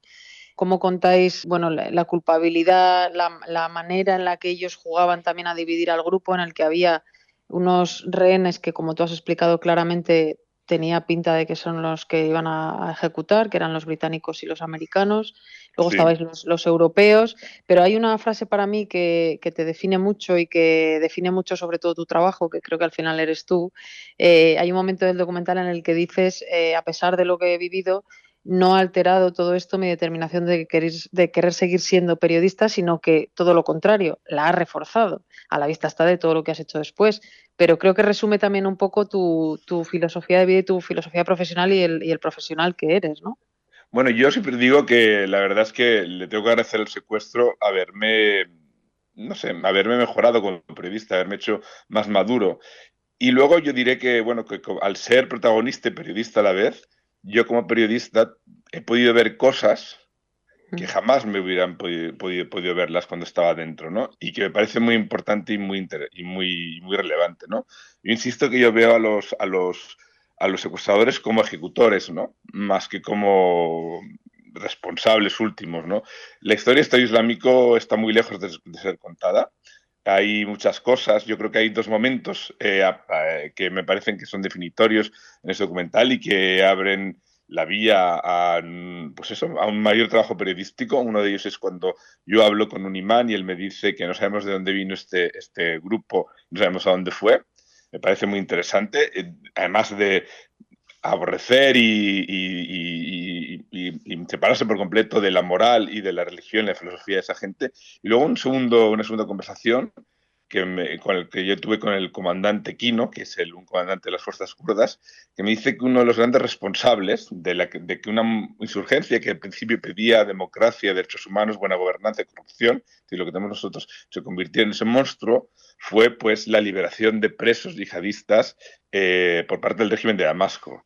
¿Qué es lo que pasaba en aquel momento, no? Pasaba una cosa muy importante, que es que el régimen de Damasco estaba perdiendo la guerra, el régimen de Damasco podía colapsar, y la única táctica que le quedaba era llegar a aparecer ante la opinión pública mundial y local como el mal menor, ¿no? Eso es algo que además, esa táctica, esa estrategia, es algo que ya hemos visto en conflictos anteriores con actores similares. Me parece algo muy interesante para seguir investigando. Por eso, digamos que a mí el secuestro, más que quitarme las ganas de seguir trabajando como periodista, lo que me empujó es a ir a Rusia a buscar respuestas. Oye, pero viviste una experiencia absolutamente extrema. Luego, cuando miramos nuestro día a día cotidiano y vemos las razones que nos provocan lágrimas frente a estas experiencias tan duras, dices que después acudiste a terapia. ¿Cuál es el aprendizaje que se puede extraer de esto para afrontar una situación? ¿Qué lección extraíste un poco humanamente para superarlo? Bueno, yo creo que terapia lo principal para mí la terapia fue sobre todo reconectarme con la realidad, ¿no? Nadie sabe lo que supone, digamos, estar desconectado de la realidad durante 6 meses, estar sometido y estar con permanente estrés en modo supervivencia, volver a reconectarte con tu vida normal, ¿no? Volver a saber cómo... Y eso fue difícil, ¿no? O sea, no fue fácil, ¿no? Eso además, o sea, digamos que recomponer las relaciones familiares un poco y luego además gestionar, por la terapia yo al ser el primer liberado, digamos que tuve que gestionar todo el possecuestro, tuve que recibir a las familias que venían y que nunca se trascendió en la prensa porque no podía ser. Cuando venían a verme la madre de James Foley, antes de ser ejecutado, su hijo vino a Barcelona, el mejor amigo de Steven Sotloff, hablaba bastante con los padres de Steven Sotloff. Luego además hay que tener que fue un secuestro en el cual estaban involucrados diferentes países y había una tensión internacional al respecto. Todo eso era necesario para mí tener a alguien que me ayudara y luego presiones incluso empresariales sobre mí, ¿no? O sea, y recuerdo, por ejemplo, pues presiones de que para que yo accediera a vender mi historia, ¿no? Y eso es algo que todo eso fue muy difícil de gestionar. Yo por eso siempre digo que el secuestro fue casi tan duro como el secuestro. Pero bueno, yo no creo que el secuestro en sí, digamos que me cambiara como persona. Me ha hecho, yo creo que más prudente. Tengo mucho más pendiente. Sé que, por ejemplo, que no puedo arriesgarme demasiado o que intento reducir los riesgos al mínimo. De ahí, por ejemplo, que en cuanto empezara la guerra, el primer día, el 24 de febrero, decidiera que fuera de Rusia y mis familiares también fuera de Rusia, para que no, porque ya había visto signos extraños a mi alrededor y no quería correr ningún riesgo. Y además incluso me fui a cubrir la guerra y ya decidí no volver, ¿no? Y no pude recuperar, dejando todo atrás, y solo pude recuperar nuestras cosas al cabo de 2-3 meses, ¿no? Eso es muy importante, o sea, es decir, yo creo que para el trabajo que yo quiero hacer y que supone, o sea, para mí periodismo significa descubrir algo que nadie quiere que no quiere, que está oculto y que no quiere que sea desvelado, implica un riesgo y implica enfrentarte a actores muy potentes, ¿no? Pues bueno, yo creo que eso necesitaba esa terapia que me ayudara a minimizar los riesgos y a seguir trabajando en la línea que yo siempre quiero trabajar. Porque luego estrés postraumático y recordar las vivencias y recordar aquellas noches y todo eso lo consigue superar, porque el resto de periodistas a los que habéis entrevistado habláis con una naturalidad de situaciones tan crueles que no sé cómo se te reacomoda el cerebro para poder convivir con eso en el día a día. Bueno, yo estrés postraumático, digamos que no, o sea, después del secuestro no hubo otras cosas, o sea, pero desde luego no se puede decir que tuviera estrés postraumático, ¿no? Para mí el estrés postraumático yo lo viví sobre todo en mi primer destino profesional, era Argelia, era una persona pues poco experimentada, y el estrés postraumático lo que te hace es trabajar mucho e identificarte mucho con el objeto de tu trabajo, con lo cual acabas perdiendo la perspectiva y además incluso siendo poco útil, ¿no? Yo lo había, digamos, llegado a controlar o asumir, pues imaginándome que están en los siguientes destinos en los que trabajé, con Chechenia, digamos, aprendí la lección y era como una especie de cámara que filmaba algo, pero me repetía a mí mismo que eso no era mi realidad, ¿no? Y yo recuerdo que tuve un pequeño en Siria, las cosas, la verdad es que la guerra de Siria era una guerra especialmente salvaje, nunca había visto un nivel de brutalidad, incluso comparado con la guerra actual en Ucrania, ¿no? Era un ensañamiento con la población civil y además a sabiendas de que habría poca respuesta internacional al respecto, ¿no? Con lo cual, y había pocos testimonios, con lo cual eso digamos que favorecía que los actores en concreto del régimen de Bashar al-Assad y su aliado Rusia pues actuaran con mayor saña, ¿no? Entonces eso para mí, entonces en mi segundo viaje, el viaje anterior al secuestro, recuerdo que cometí el error de salir de Turquía y coger inmediatamente un avión de vuelta vía Estambul a Barcelona, y llegué en una cuestión de horas, llegué a mi casa, al día siguiente quise quedar con mi mejor amiga que vive en un barrio cercano donde vivo yo, en el centro, y simplemente cuando salí de casa no conseguí encontrar la casa de mi mejor amiga, que era en un lugar al que había ido cientos de veces anterior, ¿no? Y estaba totalmente desorientado. Eso es un síntoma de estrés postraumático. Y era porque verdaderamente, de nuevo, la guerra de Siria, que además había sido un viaje terrible, había visto pues, escuelas bombardeadas con fósforo. Bueno, pues ahí me había vuelto a impactar y había digamos, que los métodos y la táctica que utilizaba pues había conseguido abrirse un hueco, ¿no? Y luego es verdad que, aparte de ti, el caso de Espinosa y de Ricardo García Vilanova, que también aparecen, sobre todo Javier, porque a Ricardo le gusta todavía menos que a vosotros salir. Bueno, un poco el grupo, ¿no? Me ha gustado mucho también cómo contáis el grupo, a pesar de la dificultad y de cómo los malditos Beatles, ¿no? El grupo de secuestradores provocaba que hubiera bronca entre vosotros. Al final, el pozo humano que sí que queda siempre, incluso en una situación tan complicada, se refleja en lo que tú estás contando, ¿no? En cómo cuando tú sales el primero y luego empiezas a conocer la suerte que les depara a los demás. En algunos casos que ejecutan algunos de ellos con esas imágenes tan terribles y con otros que te has reencontrado después, me imagino. Exactamente, sí. Bueno, yo pienso un poco que hemos formado... bueno, de todas maneras, a ver, hay que reconocer que no todos fueron, o sea, para nada en un cautiverio y en una situación tan extrema las cosas son maravillosas y no hay un sentimiento, o sea, Javier habla de que no había un sentimiento de solidaridad entre nosotros. Yo más bien prefiero pensar que, y de hecho lo pienso, que vimos lo mejor y lo peor de las personas, ¿no? Yo creo que en particular, por ejemplo, la relación que establecimos los tres españoles, un momento en el cual hubo tensiones en torno a la comida y los españoles, hicimos racionarlas, entonces los españoles, y era un método un poco que tenían ellos perverso de sembrar problemas entre nosotros, darnos poca comida. Los españoles decidimos que no íbamos a entrar en ese juego, que íbamos a seguir no racionando nuestras raciones y que íbamos a comer, pues eso, pues de un cuenco común para evitar, digamos, convertirnos en lobos, ¿no? Yo recuerdo también, por ejemplo, la relación que tuve con Steven, él no quería aprender español, quería mantener su cabeza abierta, su cabeza activa en el cautiverio, entonces yo le enseñaba español, ¿no? Yo recuerdo, por ejemplo, que una de las veces nos llegamos a petar de risa porque él decía café y yo digo, café no es café, es café. Si dices café y estás haciendo el mismo error, que Julie Andrews en la película Víctor Victoria cuando cantaba Shady Dame from Seville, que decía olé y no olé, ¿no? Y nos empezamos la risa. Ese humor que tengo yo un poco camp, como en inglés, pues le hacía mucha gracia a él, que era un hombretón y tal, ¿no? Pero de todas maneras también hubo momentos complicados, también de eso hay, evidentemente hubo momentos, pero no con esta gente, sino que hay relaciones con las cuales, por ejemplo, no han continuado, ¿no? O sea, hay algunos rehenes que yo particularmente no he querido mantener, y ellos tampoco han querido mantener conmigo, digamos, un contacto.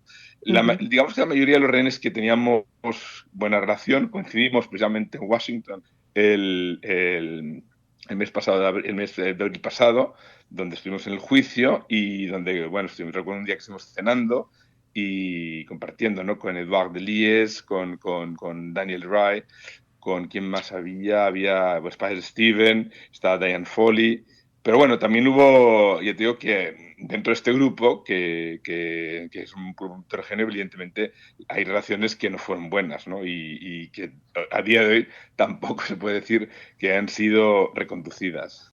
El teléfono donde siempre recibía la información me llamó a las 9 de la mañana del domingo, o a las 8:30, y digo, una de dos.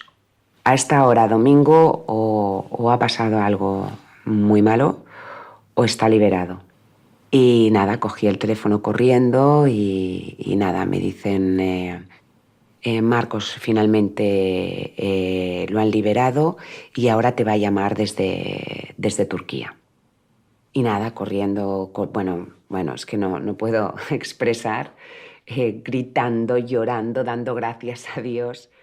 Pues Marc Marginedas, en nombre de los oyentes, gracias de corazón. Es desde luego Regreso a Raqqa, un documental, es imprescindible para conocer la dimensión también de lo que sucedió allí en Siria, porque abarca todas estas miradas, pero también esta experiencia tan particular que vivieron los periodistas allí secuestrados. Marc Marginedas, gracias.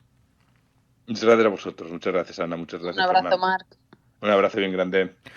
Y Ana Pastor, pues no sabes cómo te agradezco el enlace con Marc Marginedas, la recomendación de este documental. Te agradezco mucho además que nos hayas facilitado el acercamiento a Marc, porque la verdad es que la experiencia que se recoge en el documental es absolutamente extraordinaria y también muy aleccionadora. Y yo creo que tumba muchos mitos, es muy interesante para verlo. Regreso a Raqqa. Es maravilloso. Yo no soy nada objetiva con Marc porque le admiro muchísimo, pero creo que el documental hace una fotografía muy buena de lo que es él, del trabajo que hace, y que quien todavía, que me parece difícil, no lo conozca, no le lea, no le siga, es un buen momento para hacerlo gracias a este documental.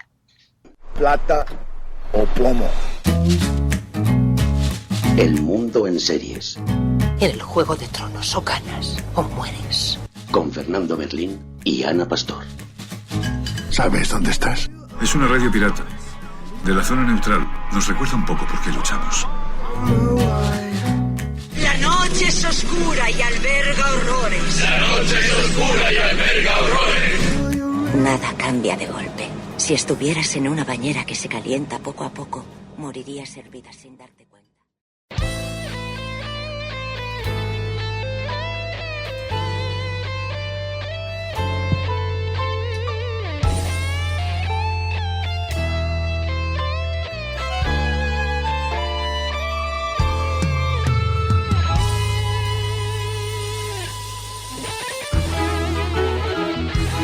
¡Ay! Los viernes para los videojuegos. El viernes es un día para el ocio en el programa de La Cafetera y entonces por eso hablamos de series, de documentales, de videojuegos. Y el otro día en el programa, durante la semana, conté una anécdota personal diciendo que con el pequeño Fer muchas veces nos sentamos a jugar. Hemos descubierto lo divertido que resulta jugar, o he descubierto yo lo divertido que resulta jugar padres con hijos, que yo esto no lo conocía.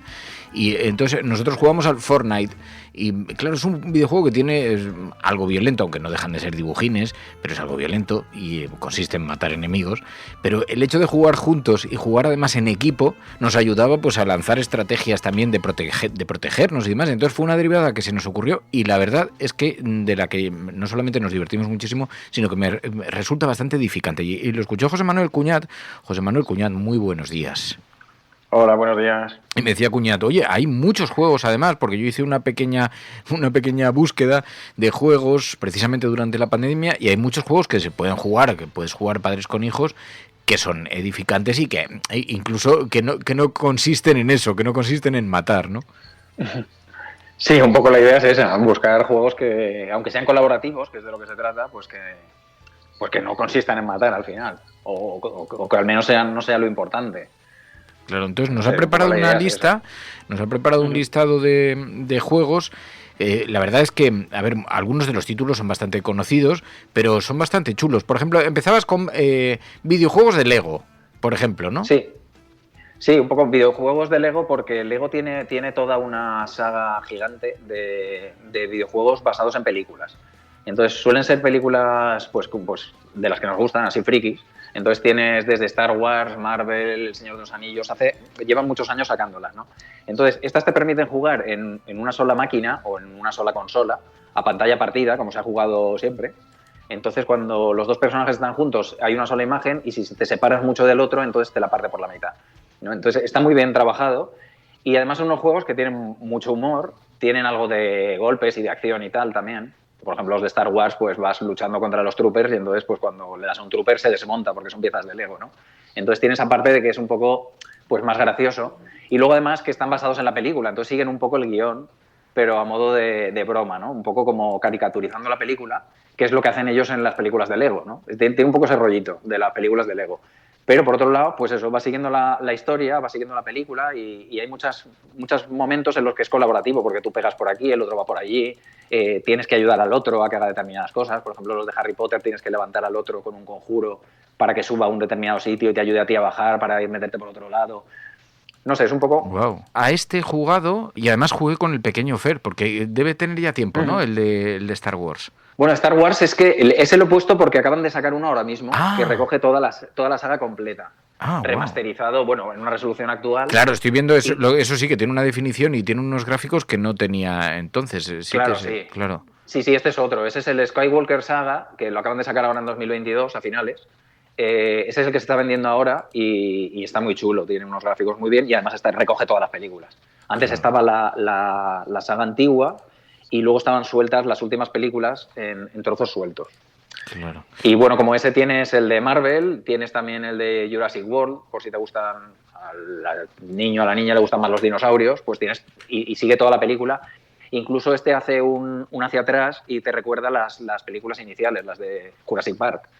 Entonces está muy chulo, la verdad.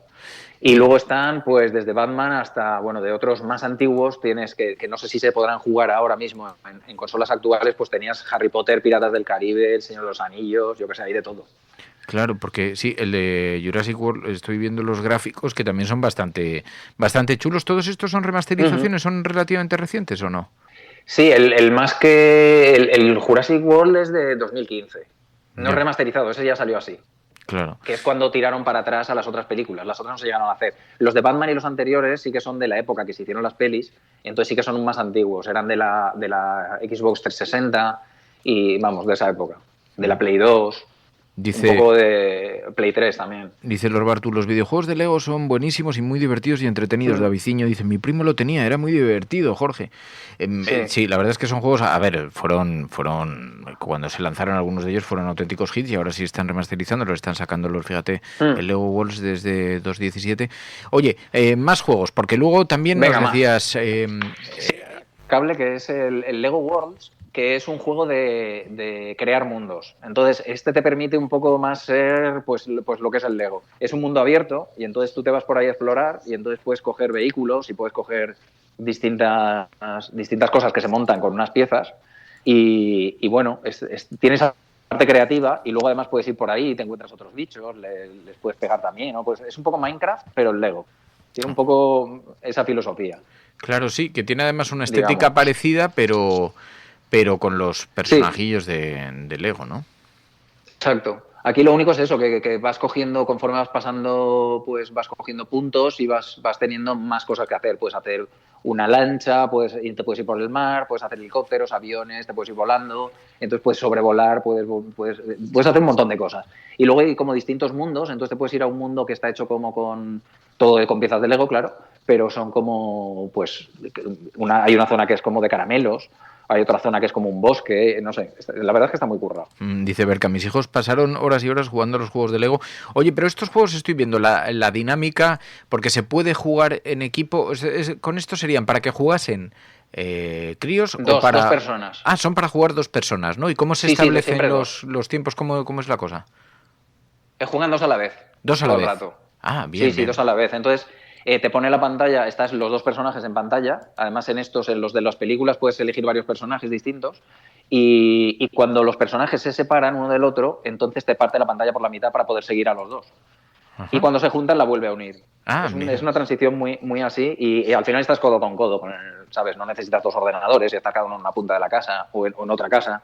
Entonces está bastante bien. Está guay. Claro, mira, otro, Human Fall Flat. Sí, también... eso ya dejaríamos los de Lego y nos iríamos a un apartado que serían como de juegos de WhatsApp, ¿vale? De reírse. Ajá. El Human Fall Flat, que es el primero, es uno en que los personajes son como fofos, son como blandengues, y entonces es muy complicado de manejar, o sea, a nivel de mecánicas y tal, o sea, es difícil. Tiene parte del chiste y de la risa es aprender a manejar al personaje. Y luego tienes esa parte también en la que las cosas se te pegan a las manos, o sea, para sujetar algo te lo tienes que pegar, y tienes que colaborar con el otro para pasar una serie de puzzles y poder avanzar en la pantalla. Entonces, son unas pantallas con unos niveles bastante complejos, a veces es bastante complicado, entonces tiene la parte de complejidad y que te estás riendo todo el rato porque es que es casi imposible de mover, o sea, es complicadísimo. Pero tiene esa risa, ¿no? Y te caes y se cae fofo y entonces todo así, es muy de risa. Claro, la propia estética de los personajes es un poco así. Exacto. Después... El siguiente, que es el Totally Reliable Delivery Service o algo así, ¿vale? Eso está es muy parecido al otro. De hecho, yo creía que era de los mismos desarrolladores, pero no. Y se trata, más o menos, el personaje se mueve igual, es muy pegajoso también y muy fofo. Y entonces en se trata de llevar paquetes de un sitio a otro. Y entonces tienes como una especie de ciudad y en esa ciudad pues tienes que hacer los transportes, ¿no? Entonces, de todas formas, tienes vehículos, te puedes subir a un vehículo, es súper complicado de manejar también, te puedes ir volando por ahí con el helicóptero, en fin. Y siempre es una risa porque acabas, pues eso, si llevas al otro que te tiene que sujetar el paquete detrás porque si no se te sale del coche o del helicóptero, pues lo acabas perdiendo en una curva, entonces te tienes que ir a por el otra vez, en fin. Es también muy divertido de jugar. O sea que también se juega en equipo, sí, los dos son para jugar a dobles, sí. Ah, bien, este no lo conocía. Luego pondremos todos los títulos, todos los nombres en el grupo de Discord. Ya sabéis que hay un grupo de Discord de La Cafetera, radiocable.com/Discord. A partir de ese link, que es más sencillo de pronunciar que el otro, a partir de ahí, allí podéis encontrar los links de todos estos juegos y si no los busquéis en Google por el nombre. Overcooked 2, sí. Overcooked. Este es muy chulo y tiene 2 cosas que a mí me resultan muy llamativas. Es muy de colaborar, tú eres un cocinero y el otro personaje también, o sea, las 2 personas pueden jugar hasta 4 jugadores.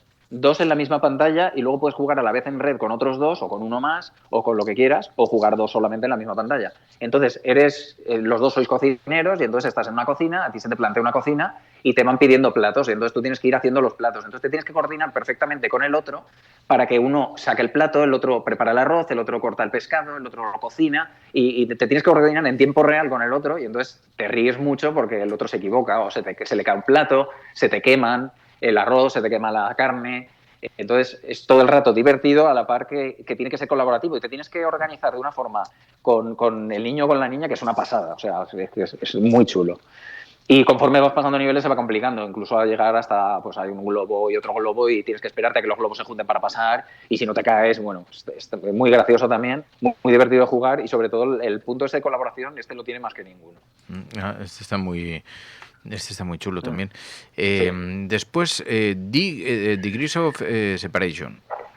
Sí, estos serían de plataformas ya. Ya si tu hijo o tu hija es más mayorcito y quiere una cosa más seria, pues estos son 2 juegos de plataformas en los que tienes que resolver puzzles. Uno es Degrees of Separation, llevas 2 personajes, cada uno lleva uno es el frío y el otro el calor, el verano y el invierno. Entonces tienen que colaborar de forma que pues el frío congela el agua, el otro la derrite, ¿no? Entonces cada uno tiene sus particularidades y tiene que utilizarlas en momentos puntuales. Y está ambientado, es chulísimo, la música es muy chula, gráficamente es espectacular y no sé, es un juego que a mí me atrajo mucho y a mi hija también, nos encantó. y que tiene una complicación bastante gorda, porque llegas a puntos que no sabes muy bien cómo hacerlos y tienes que... o sea, cuesta, vaya. Este es costosito. Te encuentras con puzzles difíciles. Estéticamente es precioso, desde luego. Tiene una estética muy bonita, tiene unos gráficos muy chulos. Es muy chulo. Sí, así muy de universo mágico. Vale, más títulos. Sí. Vale, el siguiente sería el Unravel 2, que este es muy conocido. El Unravel original creo que era solo para un jugador. El 2 es para 2 jugadores y básicamente son unos muñequitos que están hechos como con un ovillo de lana. Entonces tienen que utilizar ese ovillo para trepar a los sitios y para ese tipo de cosas. Entonces, conforme se van soltando la cuerda, digamos, del ovillo, van perdiendo su cuerpo. Entonces se van quedando en nada hasta que se quedan en nada. Y los dos están atados. Entonces, un poco es como el anterior en cuanto a que uno tiene que descolgar al otro con el propio ovillo o tiene que ayudarlo a subir. Entonces, también tiene el rollo de colaborativo y tienes que buscar, te las tienes que ingeniar también para pasar por determinados sitios, ¿no? Son plataformas, pero muy colaborativos. Son como y también para una pantalla. Unos personajes hechos como en un ovillo de lana, son muy graciosos. Oye, la estética también es bastante chula. Los estético muy también chulo son muy guays. Sí. Y la música, la ambientación, hay zonas oscuras que dan como más miedo, está muy, muy chulo. Y entonces tienes que ir ayudándote, un personaje tiene que ir ayudándose al otro a superar esas... Y se van enredando, además, con el ovillo, con el hilo y sí, exacto. Mira. Sí, van pegados todo el rato, o sea, tienes que ir codo con codo todo el rato, colaborando y así. Ostras, pues está me parece muy simbólico, me parece muy interesante también para jugar con hijos. Más, otro. Sí. Vale, por último había elegido uno que a mi hija le encanta, que es de todos los que he dicho, creo que es el que más le ha gustado, aparte de los de Lego, que es uno de supervivencia. Este tiene un rollito que gráficamente también está muy bien. Tiene un estilo de dibujo como de Tim Burton. Chulísimo, como si fuera un dibujo animado, pero hecho, chulísimo. O sea, estoy viendo los gráficos de los vídeos que nos has enviado y la verdad es que es una auténtica pasada. Está como dibujado a lápiz, como a trazos y son muy bonitos los gráficos. Y al mismo tiempo es tridimensional, pero ellos son planos, están muy chulos, están como recortados. Wow. Y bueno, este se trata de no morirse. Básicamente el título Don't Starve es no morir de hambre. Y Together es porque es la versión para jugar a dobles. Entonces, juegas dos personas también, con dos de estos que elijas. También puedes jugar con más personas en red, aparte de que tengas 2 en la misma casa. Y se trata de sobrevivir. Entonces, ahí te dejan por la noche, pasan cosas, salen monstruos, bichos que te matan. En fin, es todo como muy duro. Y tienes que sobrevivir alimentándote. O sea, tienes 2 cosas. O te vuelves loco por las noches o te mueres de hambre. Entonces tienes que buscarte la comida, buscarte cosas para hacer fuego para que por la noche no te ataquen los bichos. Es todo como todo muy rápido. Y entonces aquí se trata de sobrevivir el mayor número de días posible. Wow. Todo muy, muy así. El mundo funciona con servidores, entonces el servidor se crea de forma aleatoria. El mundo siempre es distinto, nunca es el mismo escenario. Y un poco todo. Cada personaje tiene sus particularidades, entonces tienes que elegir un buen par de personajes para que se lleven bien y se apoyen uno al otro. También puedes darle al otro, pues si te quedas sin comida, el otro se queda sin comida, le puedes dar tú. También es muy colaborativo. Este está muy bien, pero claro, es un juego serio, es un juego de eso. Pues de no morirte de hambre. Claro, pero este es bonito. Don't Starve Together. Y un juego de supervivencia de una colección de juegos que nos traía hoy José Manuel Cuñat para jugar en compañía de vuestros hijos, así para poder jugar y que tengan alguna, incluso que se pueda extraer alguna lección. Pues José Manuel Cuñat, gracias, de corazón, muchísimas gracias. Nada, gracias a vosotros, como siempre.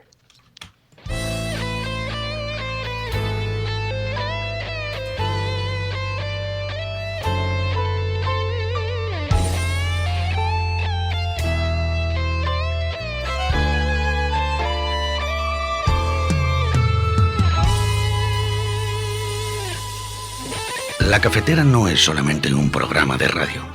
La cafetera es tu compañía. Si valoras el rato que pasamos juntos, apóyala. radiocable.com/mecenas.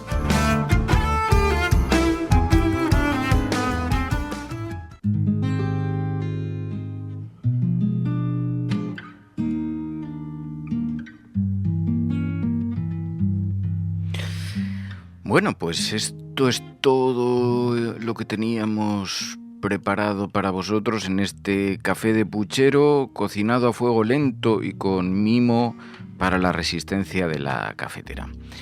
Nos vamos, el lunes volvemos aquí en el programa, os esperamos. Muchísimas gracias a todos siempre por vuestra compañía, por acompañarnos en este ratito. Y nada, no faltéis el lunes. Esto es La Cafetera. Si lo estás escuchando, no estás sola.